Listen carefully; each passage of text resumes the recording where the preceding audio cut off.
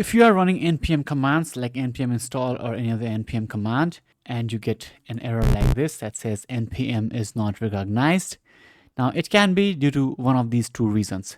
The first is you don't have Node.js and npm installed. Now, if you are sure you have installed npm and Node, we will see how we can fix this shortly. But if you don't have Node.js or npm installed, you can go ahead to this URL. I'll have this in the description below and download and install Node.js.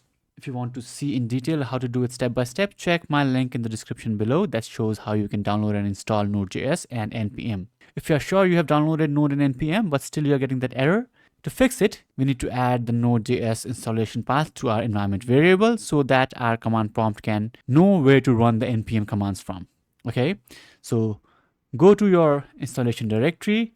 By default, it is inside the C drive, inside program files, inside the Node.js folder, and click here on the address bar and just copy the path, that is C program files / Node.js.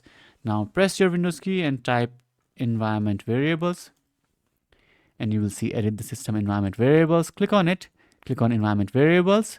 Here you will see user variable and system variables.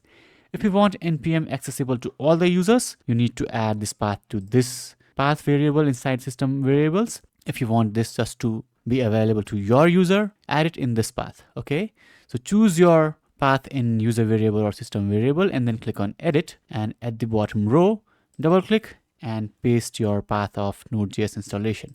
Click OK, click OK again, click OK, and now open your command prompt again and enter your npm command. This time, as you can see, there is no error and you have successfully executed the npm command. If you have any questions, let me know in the comments below.